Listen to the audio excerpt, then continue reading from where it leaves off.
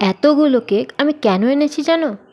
এই কেকগুলো আমি তোমাদের সাথে একদমই শেয়ার করতাম না, কিন্তু যখন আমি দেখলাম এই কেকগুলো মাত্র 2 টাকা করে, তখন ভাবলাম তোমাদের সাথে শেয়ার করি। কারণ তোমরা যেসব জিনিসের দাম বলো আমাদের এখানে, যেগুলো 5 টাকা 2 টাকা, সেগুলো বলো 30 টাকা 50 টাকা। আমি তাই ভাবি কি করে হয়, আর তাই তোমাদের সাথে শেয়ার করার জন্যই এই কেকগুলো আমি নিয়ে এসেছিলাম।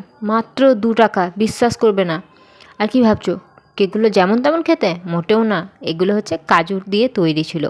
আর খেতে বিশ্বাস করবে না, এত সুন্দর ছিল কি বলবো।